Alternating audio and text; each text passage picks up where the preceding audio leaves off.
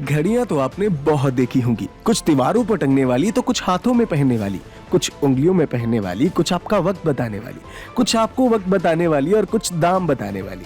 लेकिन आज हम आपको एक ऐसी घड़ी के बारे में बताने वाले हैं जिसमें 24 नहीं बल्कि 30 घंटों की गणना की जाएगी और ये घड़ी एक पंचांग की तरह भी काम करेगी। हम बात कर रहे हैं दुनिया की पहली वैदिक घड़ी के बारे में जिसका निर्माण उज्जैन में हुआ है। उज्जैन में दुनिया की पहली वैदिक घड़ी को तैयार किया गया है। इस घड़ी का उद्घाटन प्रधानमंत्री नरेंद्र मोदी ने किया।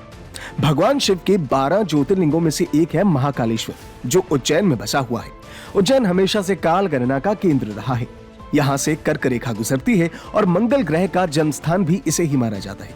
साथ ही यहीं से विक्रम संवत की भी शुरुआत होती है, जो कि राजा विक्रमादित्य के नाम पर बना था।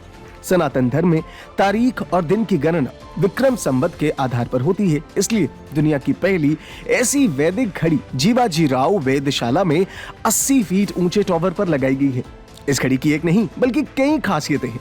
उज्जैन में बनी इस वैदिक घड़ी की खासियत की अगर बात करें तो ये इसलिए खास है क्योंकि ये एक सूर्य उदय से दूसरे सूर्य उदय के बीच 30 घंटे का समय दिखाएगी। साथ ही इसमें भारतीय स्टैंडर्ड टाइम के आधार पर 60 मिनट नहीं बल्कि 48 मिनट का 1 घंटा तय किया गया है। साथ ही वैदिक समय के आधार पर ही यह घड़ी अलग अलग मुहूर्त भी दिखाएगी।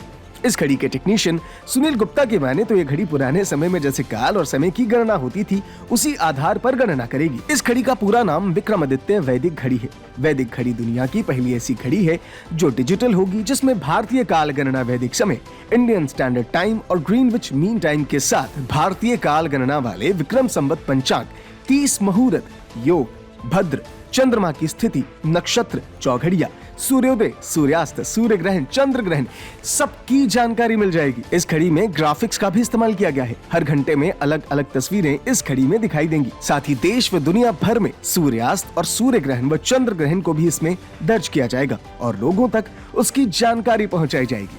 तो आप हमें बताइए कि आपको ये वैदिक घड़ी कैसी लगी। भारतीय होने पे गर्व तो हो रहा होगा।